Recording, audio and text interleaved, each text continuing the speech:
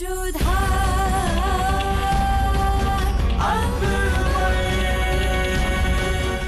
धारावाहिक किसी प्रकार की ऐतिहासिकता का दावा नहीं करता। तत्कालीन परिस्थितियों को दर्शाने के लिए आवश्यक और उचित नाटकीय रूपांतर किए गए हैं। ऐतिहासिक रूप से जोधाबाई के स्थान पर हरकाबाई, हीर कुंवर जैसे नाम इतिहास में प्रचलित हैं।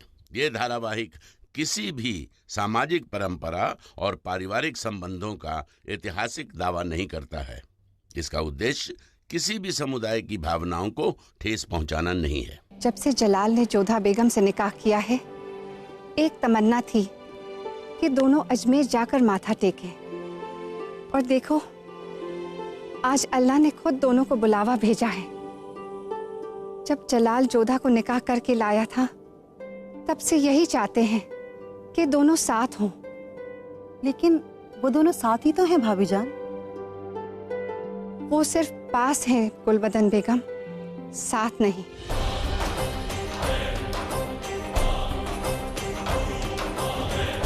लेकिन अब ये लगने लगा है कि खुदा ने उन दोनों के साथ चलने के लिए रास्ता बना दिया है। इंशाअल्लाह आज नहीं तो कल ये दोनों साथ भी होंगे और पास भी।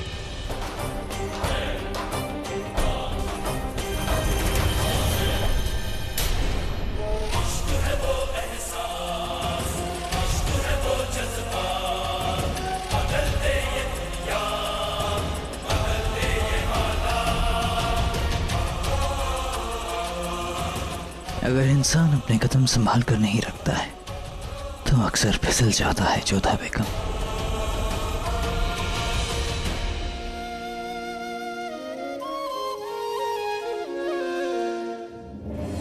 कभी कभी यदि कांटा पैर में लग जाए तो दोष पैरों का नहीं होता है, बल्कि उन हाथों का होता है जिसने कांटे बिछाए हों।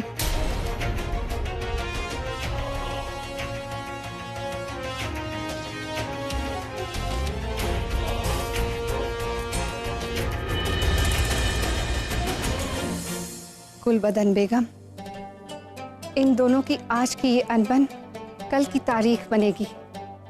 वो तारीख जो जोधा बेगम और जलाल की दास्तान बार बार दोहराने में फक्र महसूस करेगी।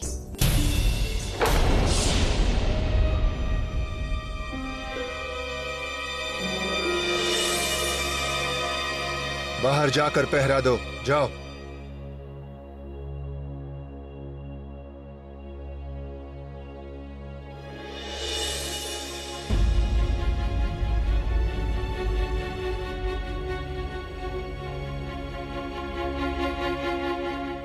अस्सलाम वालेकुम आदम खान साहब। वालेकुम अस्सलाम। हमारे पैगाम पर आप यहाँ मौजूद हुए, शुक्रिया। फरमाइए। जलाल ने हमें फिर से मालवा भेजने का हुक्म दिया है। कहने को तो हम सूबेदार हैं, पर इज्जत एक दरबान की नहीं। हर वक्त हम उनके हुक्म की गुलामी करते फिरते हैं। थक चुके हैं हम। अब इस गुलामी से आजादी चाहते हैं हम। इसलिए हमने एक तरकीब सोची है। कैसी तरकीब? सुना है कि जलाल और जोधा बेगम अजमेर शरीफ जाने वाले। तो यह वक्त मुनासिब है। आगरा से अजमेर का रास्ता लंबा है, घने जंगलों से घिरा पड़ा है। इन जंगलों में कुछ भी हो सकता है, किसी की भी जान जा सकती है, चाहे वो फकीर हो या बादशाह। आपके कहने का मकसद ये है कि उसी वक्त शहंशाह को खत्म कर दिया जाए। जंगल में डाकू, जानवर, बीमारी किसी की भी जान ले सकती है। इस तरह हम पर शक भी नहीं होगा किसे। बात तो ठीक है, लेकिन मेरे ख्याल से हमें जल्दबाजी नहीं करनी चाहिए। कहीं ऐसा ना हो कि ताकत पाने की चाहत में हम कुछ ऐसा कर बैठें कि सल्तनत में बगावत हो जाए, और ऐसे हालात में राजवंशी भी हमारी कमजोरी का फायदा उठा सकते हैं। शहाबुद्दीन साहब बजा फरमा रहे हैं। शहंशाह के कत्ल के बाद के हालात संभालने की ताकत हमारे अंदर अभी नहीं है। उसके लिए हमें पूरी मुकम्मल तैयारी करनी पड़ेगी। आप लोग खामखा डर रहे हैं। जलाल को अंजाम देने के बाद खुद ब खुद उनके वफादार हमारे सामने घुटने टेक देंगे, हमारी सरपरस्ती में आ जाएंगे। माफ कीजिए, मगर अदगा और पीर मोहम्मद हथियार डालने वालों में से नहीं है। अगर शहंशाह का कत्ल नहीं हुआ और वो उससे बच गए और उन्हें हम लोगों का नाम मालूम हो गया, तो जानते हैं क्या होगा? वो हम लोग को कत्ल कर देंगे। हमें 2 गज जमीन भी नहीं मिलेगी। तो अब क्या चाहते हैं? हम हाथ पर हाथ रख के बैठे रहें, कुछ ना करें? नहीं, हम हमला जरूर करेंगे, मगर एक मुनासिब वक्त देखकर। तब तक थोड़ा सब्र करें आप। सब्र रखते रखते हम थक गए हैं।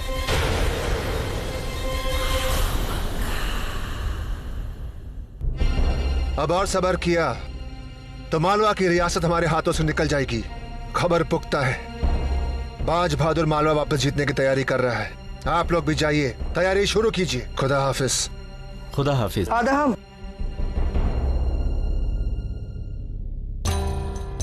आदाब वज़ीर आज़म। आदाब आदाब।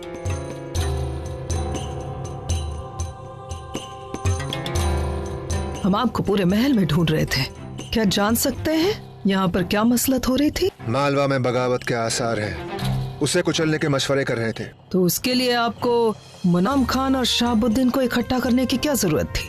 क्या अपने बाजुओं पर आपको यकीन नहीं?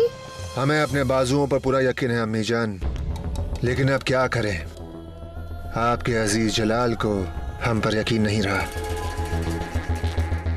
अब उनसे भी क्या गिला करें, हमारी अम्मी जान खुद हमें शक की नजरों से देखती है। बाद में अफसोस ना करना पड़े इसलिए अभी से जंग की चाल तय कर रहे हैं। मगर अम्मी जान, खुदा के वास्ते हमेशा हमें शक की नजरों से ना देखिए, हमें बहुत तकलीफ होती है। आदम, हम चाहकर भी आप पर शक नहीं कर सकते, लेकिन सियासत होती ही ऐसी है कि आपने साए पर भी शक करना पड़ता है। इस खुदा हाफिज अम्मी जान।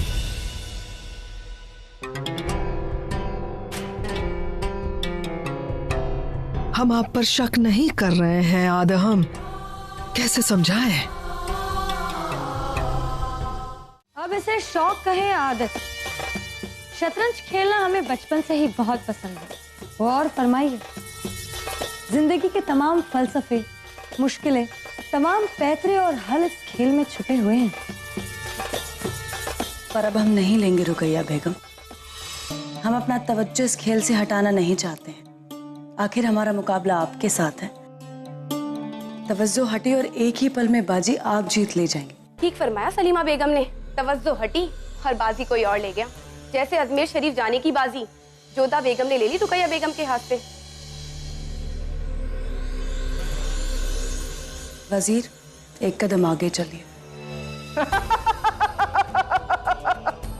हमने कहा था कि बेगम जोधा आपके होठों से मुस्कुराहट छीन कर बदले में आपके आंखों में आंसू भर देगी।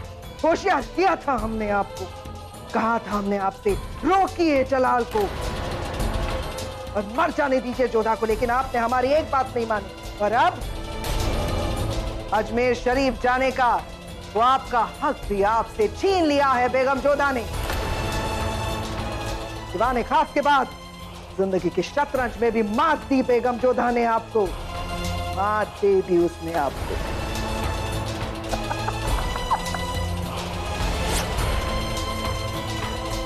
कहाँ खो गई रुकैया बेगम? सब खैरियत तो है? चुप रहे नामुराद, देख नहीं रही मलिका शतरंज खेल रही? दिमाग लगता है इसमें। बहुत ही अच्छा खेलने लगी हैं आप सलीमा बेगम। शुक्रिया। हमें इस लायक हमारे शोहर मरहूम खाने खां बैरम खान साहब ने बनाया है। वो इसका शौक फरमाते थे। कभी कभी हम भी उनके साथ दो हाथ खेल लिया करते थे। शाहसवार, ढाई घर दाईं ओर।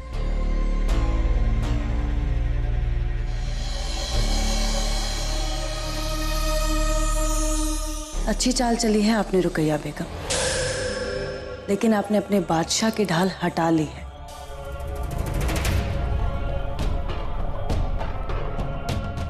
अब हमारा बादशाह आपके बादशाह के ठीक सामने खड़ा है, उसे कैद करने के लिए।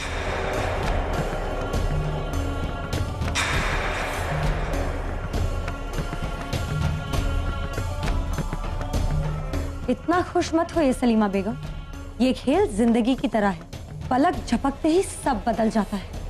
वजह फरमाया आपने, लेकिन जब तक हमारा बादशाह सलामत है, बाजी हमारे हाथ में है। हमारे बादशाह ने आपके बादशाह के सारे रास्ते रोक दिए हैं। ये रही शह दी है, पर मात देना नामुमकिन है। वजीर, कत्ल कर दो।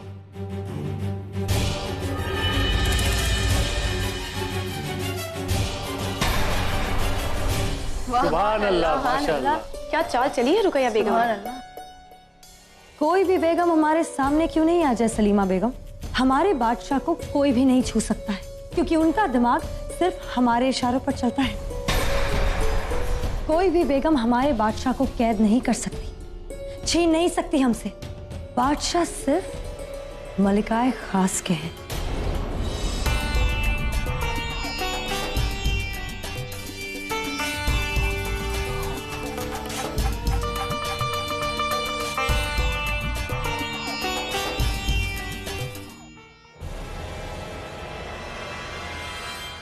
जलाल, जोधा पहली बार आपके साथ जा रही हैं। हम जानते हैं कि आप अपनी जिम्मेदारियों को बखूबी समझते हैं, लेकिन फिर भी कहेंगे जोधा बेगम का ख्याल रखना। शहंशाह जलाल और जोधा शादी के बाद पहली बार अकेले आगरा से बाहर जा रहे थे, लेकिन उस वक्त खुद नहीं जानता था कि अजमेर शरीफ का ये सफर उनकी जिंदगी का सफर बदलने वाला था। फिलहाल दोनों जा तो साथ साथ रहे थे, पर अपनी मर्जी के खिलाफ।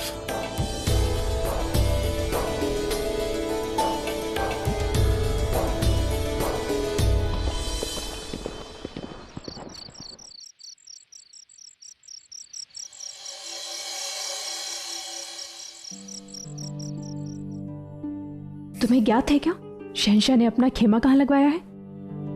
हमें भय है कि आज रात्रि को शहंशाह ने अपना खेमा अलग से नहीं लगवाया है। वो आज रात्रि हमारे खेमे में व्यतीत करना चाहते हैं। हम तो उनसे स्पष्ट कह देंगे कि हमें ये स्वीकार नहीं है, चाहे कुछ भी हो जाए। हम एक ही खेमे में शहंशाह के साथ रात्रि नहीं व्यतीत कर सकते हैं। ऐसा नहीं है रानी साहब, आप बिना कोई जानकारी के इतनी दुखी क्यों हो रही हैं? हो सकता है ऐसा ना हो। हमें ये समझ नहीं आ रहा है कि तुम क्यों उनका पक्ष ले रही हो। आज तक दया और करुणा की एक भी झलक नहीं देखी हमने उनमें। हमें पता है कि वो क्या कर सकते हैं। हम अभी उनसे बात करते हैं।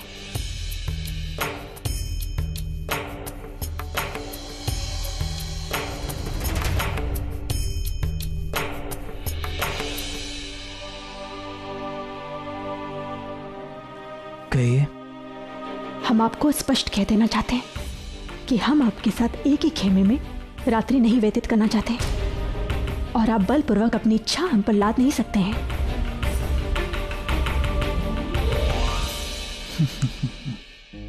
इस हंसी का क्या अर्थ है? इसका मतलब ये है कि आप में सब्र की बहुत कमी है जोधा बेगम। वो खेमा देख रही हैं आप? वो आपका खेमा है जिसमें आप रहेंगी, और हमारा खेमा ये है। हम जानते हैं कि आप हमारे साथ नहीं रह सकती, और आप एक बात जान लें कि हमें भी आपका चेहरा देखने का कोई शौक नहीं।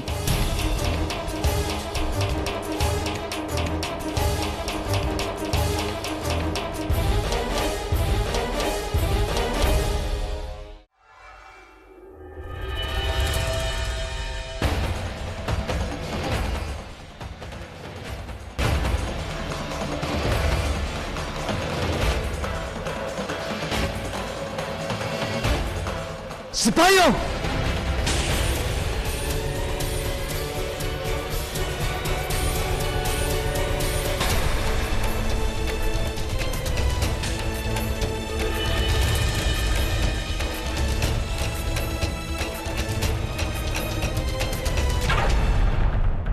अब जवाब दो, कौन हो तुम और किस मकसद से यहाँ पर आए हो? मैं उस धरती का हूँ जिसकी बेटी के साथ आपका विवाह हुआ है। हमारी मातृभूमि का अपमान किया है, और आपके साथ साथ राजा भारमल और उनकी बेटी जोधा ने हम राजवंशियों की दृष्टि झुका दी है। मैं अपना प्रतिशोध लेने आया हूँ। हमारे यहाँ राजकुमारियों को कुल का तेज माना जाता है, मगर आप राजकुमारी जोधा, आप तो हमारी जाति पर धब्बा हो, और आपके पिता ने आपको मुगलों को सौंपकर। अगर एक लफ्ज़ और कहा तो फिर कुछ कहने के लायक नहीं रहोगे। मरने का भय नहीं हमें, मगर आपके हाथ हमें छूकर अपवित्र करें उससे पहले तो मैं खुद ही आत्महत्या करूं।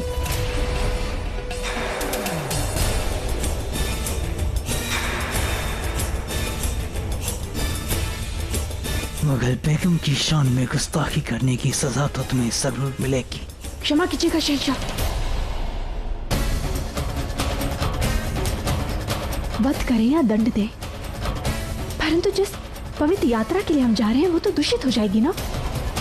जब हम प्रार्थना करने जाते हैं तो मन में दया और क्षमा होनी चाहिए, क्रोध नहीं। इसने मुगल बेगम की शान में गुस्ताखी की है और हमारी नजर में ये सिर्फ सजा का हकदार है। परंतु हमारी दृष्टि से ले जाओ उसे। ताक लिया।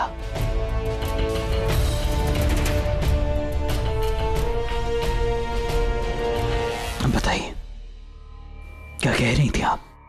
यही कि कुछ भी अनुचित नहीं कहा उसने। आपसे विवाह के बाद कई राजवंशियों ने हमसे शत्रुता कर ली है। जो कुछ भी हो रहा है उसका कारण आप हैं शहंशाह।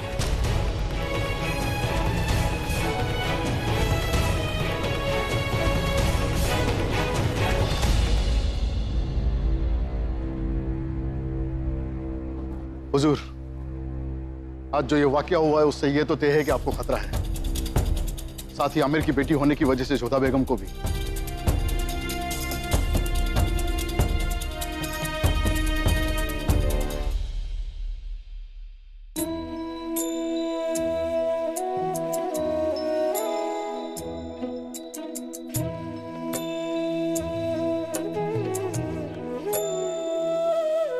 रानी साहब, आज जो कुछ भी हुआ उसके पश्चात आपकी सुरक्षा को ध्यान में रखते हुए शहंशाह ने आज रात आपके ही खेमे में रहने का निर्णय किया है।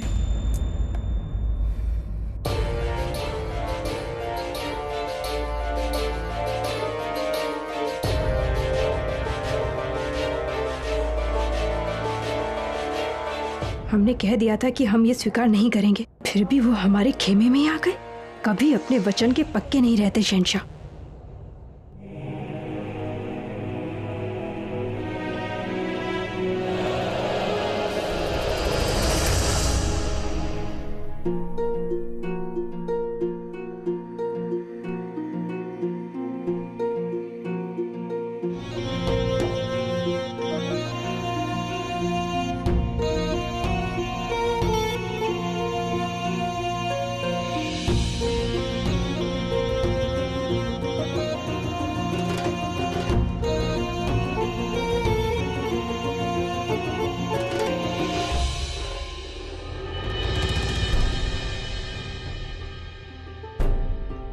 अब क्या रात को सोती नहीं है जोधा बेगम?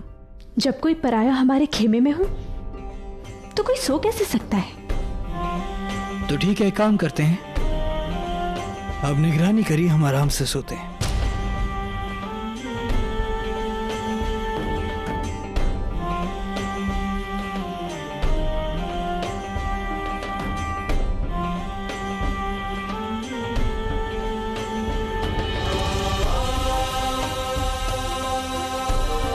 शहंशाह सच में सुरक्षा के लिए इस खेमे में आए हैं या ये कोई बहाना है इनका? देखो तो हमारी नींद उड़ाकर स्वयं कैसे शांति से सो रहे हैं।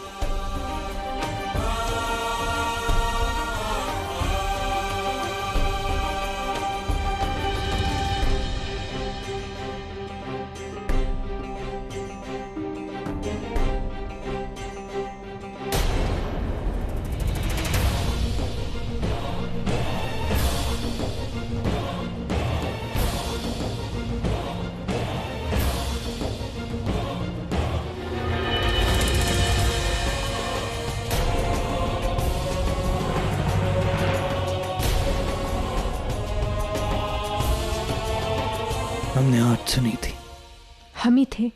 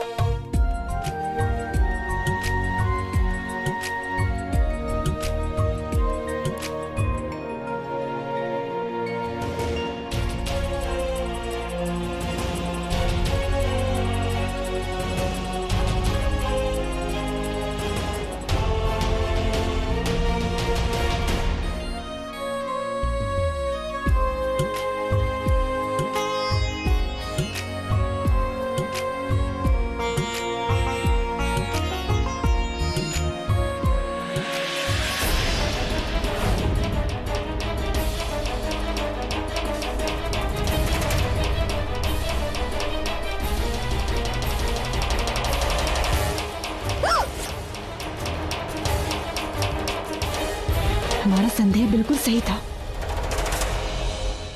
सुरक्षा के बहाने इतनी रात्रि को आप हमारे खेमे में आए। इतनी बड़ी सल्तनत के शहंशाह होकर क्या आपको शोभा देता है कि अपनी पत्नी के साथ ऐसा अशोभनीय व्यवहार करें? शहंशाह का कर्तव्य होता है औरतों का सम्मान करना, उनकी रक्षा करना। चले जाइए आप यहाँ से, हमें आपकी सुरक्षा की आवश्यकता नहीं है। माना कि हमारा आपसे विवाह हो चुका है, परंतु इसका अधिकार ना हमने आपको कभी दिया है और ना ही देंगे, समझे आप? इस तरह से छल प्रयोग कर हमें हथियाने की कोशिश करना बंद कीजिए आप।